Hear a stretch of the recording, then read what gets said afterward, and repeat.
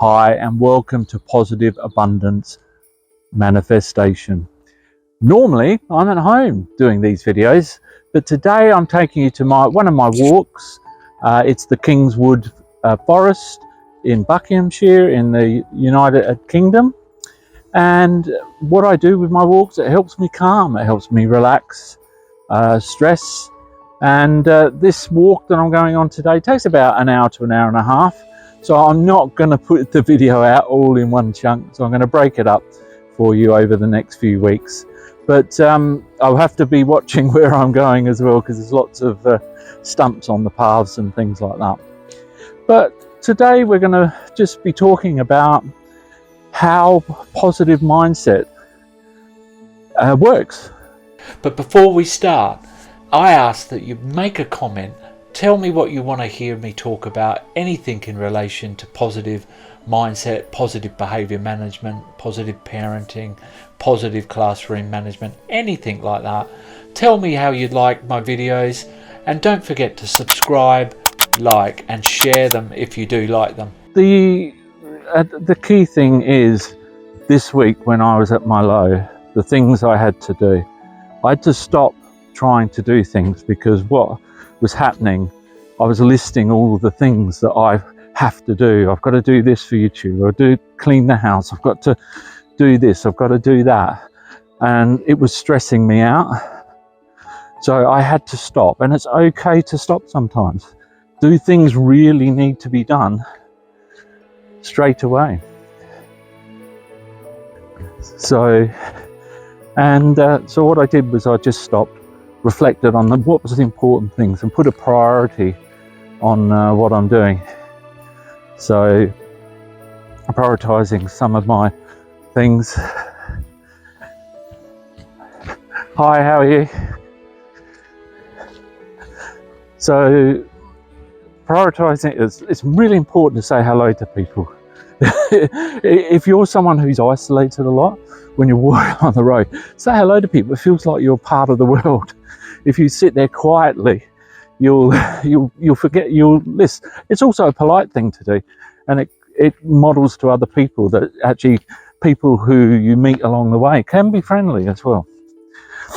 But in terms of stopping what I was doing, I'll turn you back onto the road. It gave me time to reflect on what was the priority. So I started to list down what was the things I had to do, what were the things I wanted to do that could wait. I mean, I had nearly all the things I had to do have to be done, but they don't have to be done today or in the next hour or so. So I mean, you'll see this with content presenters and YouTubers and people like that. There'll be weeks where they suddenly don't put any content out, and that is just the way of the game. Is, you can only work at your own pace.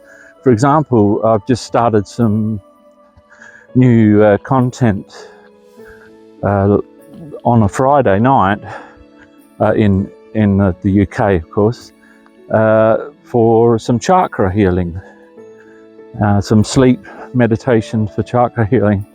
And I tried to put one out yesterday. It just wasn't working. It wasn't uploading on YouTube, so I've just had to stop it. You've got to take that. Don't get into that mindset where, oh no, it's happened, nothing ever works, all that sort of stuff. You've got to just say, oh well, it's not meant to be.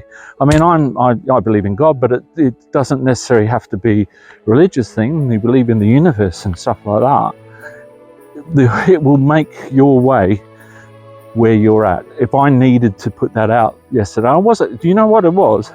I wasn't happy with the video I was putting out, and I'm not necessarily a perfectionist, but I am a little bit of a perfectionist. I like things to be as good as they can possibly be. As you can see, I'd love to go back to my starting videos on the channel, because I wouldn't be happy with putting that out now. And I think you could even agree that my videos are probably a little bit better now than when I first started. But that's just the way of the world. But So I just didn't put it out today. And what happened, because I spent so much time trying to upload the Friday night one, I'm finishing my rain series meditations tonight. That won't be coming out tonight because it's put me back. But I'm not stressing about it. I've gone for a walk. I'm actually, my computer's doing all the work at home, saving the video, because it's an 8-hour long video. It takes about 6 hours on my laptop. I'm sure other people's laptops are a lot quicker.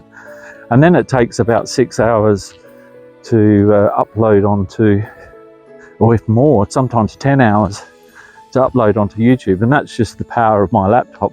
That's the other thing. I can only do what I can do with the equipment I have. That's what makes it more annoying that YouTube take your money, advertise and get money off what you've done, when I'm actually need better equipment so I can do what I can do better. But it's so important to not pressure yourself into finishing things when you need to just step away, take a breath. And in those sort of circumstances, I have to say I didn't this week because it was awful torrential rains. I'd normally go for a walk. What I did was I baked my first chicken pies this week. I did something different where I was standing up and moving around, but it was good, and I do all the things. I'm not just here trying to provide content for you guys about positive mindset.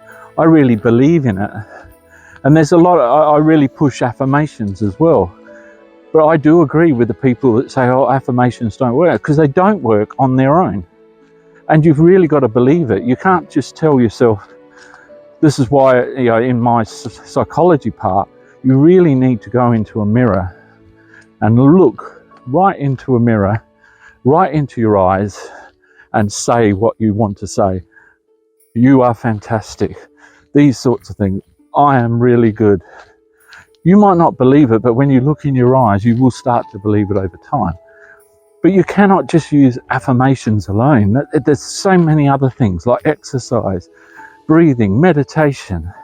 I mean, I've got 100 steps on my positive mindset coaching videos I'm putting out. I try to put out one a week, but it's not really going how I like it. But on those, there's going to be something different. There's so many things you can do to get yourself a positive mindset. And it's so important to realize that. So there are negative people out there saying, oh, affirmations don't work. Well, they're right in a way. If you're not looking in your eyes in a mirror, if you're saying it and you're not believing it, it's not going to work.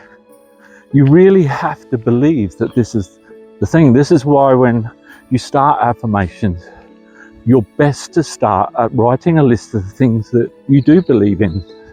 What are you good at? What's something? There's got to be one thing you're good at, the one thing that you enjoy, and focus on that.